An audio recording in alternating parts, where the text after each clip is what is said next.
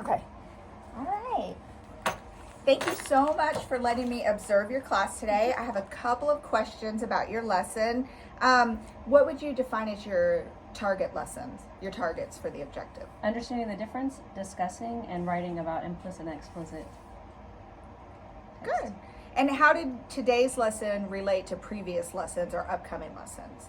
Well, they'll have explicit and implicit numerous times, again and again, but the explicit is from text evidence, is how we related it, and then the implicit is inferencing, is how we related it, and they've had both of those before. Good. In planning and teaching today's lessons, what information or experiences were you drawing on? Well, we had taught it before, and so we pulled in different notes, different videos. We did the pictures that the students liked from before, and we found a practice quiz that we did the 10 questions, like as practice with them afterwards. Good. Did it turn out any differently than what you thought it would or planned? No, I think the outcome went well. The two new vocabulary words, always get them, telling the difference between explicit and implicit, but I liked the quiz at the end too because I think it gave you some good feedback about whether or not they actually learned what you needed them to. And speaking of that, what do you think they learned from the lesson? Did they do well or? Most of them did really well, and Okay. if they didn't do well, that's why the quiz comes up and tells them what they answered and how it was right or wrong, and then they're like, oh, I know that now, and so it's kind of, it's good for all of them to see that. Yeah, for sure.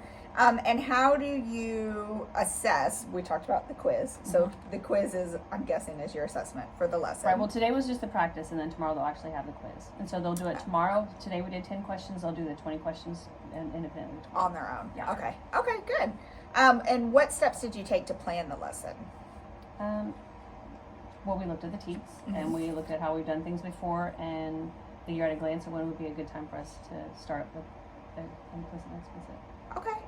And what role did assessment play in developing your lesson? Like, did you start from your assessment idea and then work backwards, or did you kind of work up to?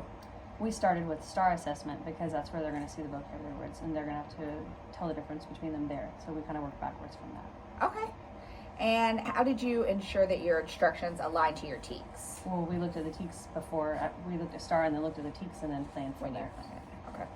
And is there anything else you noticed about your teaching experiences or your lesson today? No, I don't guess so. I know my students pretty well, so we cut up and act silly together, and we can. I thought it went really well, and it was really like interesting. I always do the clean up your bedroom. One is because everyone's heard clean up your room, it's a mess. And I know that I don't actually tell my daughter to clean up her bedroom. I always say, your room is a disaster, do something about it. And then she's like, I shut the door, I did something about it. And I'm like, I thought it was so funny because when you said that one about, oh, your room's messy, and then you said, did they actually tell you to clean your room? Every single one of them said no. Right. So clearly they only like explicit instructions for parents, not implicit. And they hear that from us too. So when we say something and we're not explicitly clear about it, they don't do what we imply for them to do.